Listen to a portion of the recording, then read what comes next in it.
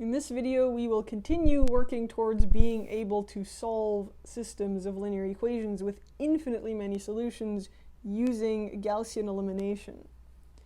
But before solving linear systems with infinitely many solutions using Gaussian elimination, we need to introduce a modified method of back substitution that allows for parametric solutions. We need to define a couple of additional terms, and we'll do this in definition 3.2.7. In an augmented matrix of a linear system in row echelon form, a variable whose corresponding column contains a leading entry is called a leading variable. And a variable whose corresponding column does not contain a leading entry is called a free variable.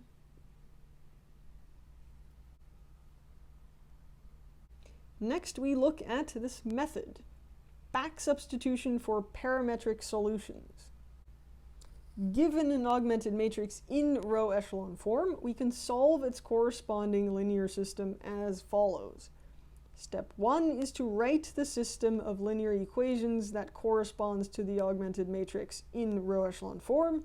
Step 2 is to identify the leading and free variables and to assign a different parameter to each free variable. Step 3 is to replace all instances of the free variables with their corresponding parameters. Step 4 is to perform back substitution to solve for all leading variables in terms of the parameters, and step 5 is to simplify. Let's do all of this in example 3.2.11. We will solve the linear system that corresponds to the following augmented matrix in row echelon form, and then we'll write the solution both in parametric and in vector form. Step 1. Step 1 is to write the system of linear equations that corresponds to the augmented matrix in row echelon form. We know that we're going to have 4 variables. Let's call them x1, x2, x3, and x4. And so the linear system corresponding to this augmented matrix is going to be x1 plus x2 minus x3 plus x4 equals 1. That's the first equation. The second equation is x2 plus 4x3 minus 2x4 equals 3. Now step 2 is to identify the leading and free variables and then assign a different parameter to each free variable. First, we need to identify the leading entries in this augmented matrix. The leading entries are these. These are the leading entries.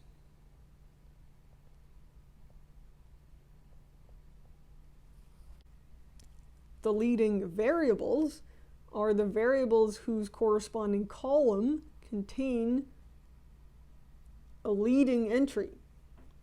In this case, the leading variables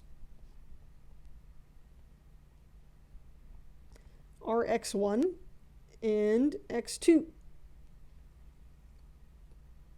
Both the first and the second column contain a leading entry. And that means that the free variables are the other ones, x3 and x4.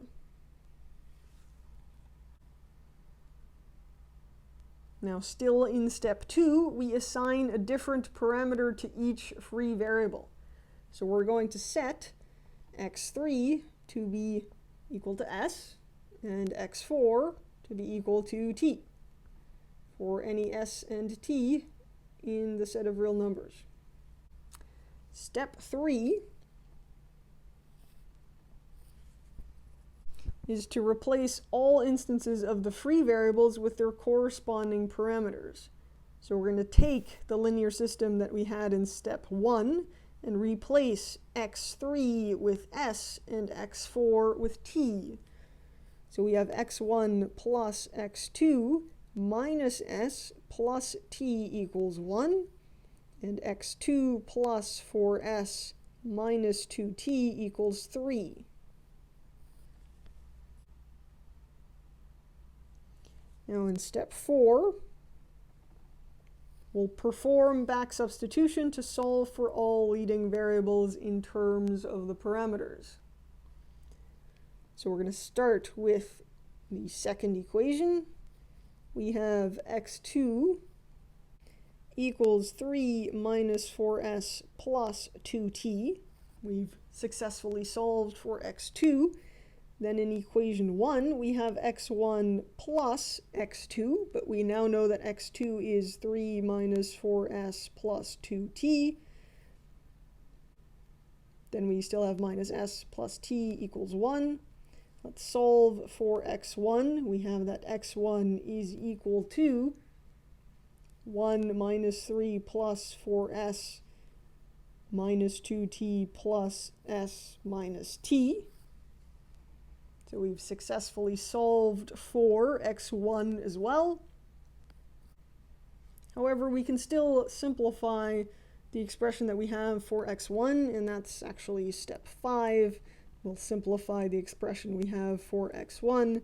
x1 is then going to be equal to 1 minus 3, that's minus 2, plus 4s plus s, so plus 5s, minus 2t minus t, so minus 3t. Now let's write the solution both in parametric and in vector form.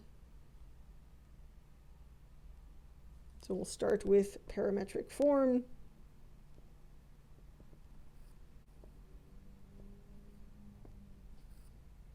We have that x1 is equal to minus 2 plus 5s minus 3t, and x2 is 3 minus 4s plus 2t, x3 is equal to s, and x4 is equal to t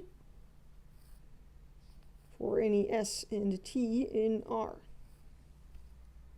That's the solution in parametric form. We also want the solution in vector form.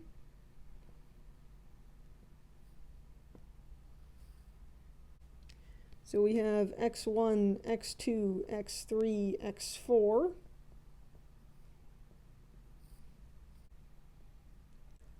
In the first vector, we'll gather all of the constant terms. So x1 is equal to minus 2 plus 5s minus 3t. x2 is equal to 3 minus 4s plus 2t.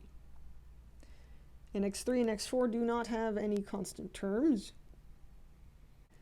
To that, we will add s times all of the coefficients of s. So in x1, we have 5s.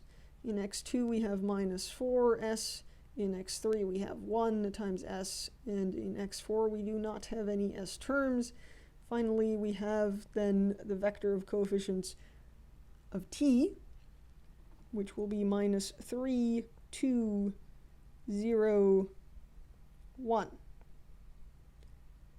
Again, for any s and t in the set of real numbers. Now that we know how to do back substitution for parametric solutions, we're ready to solve linear systems with infinitely many solutions using Gaussian elimination.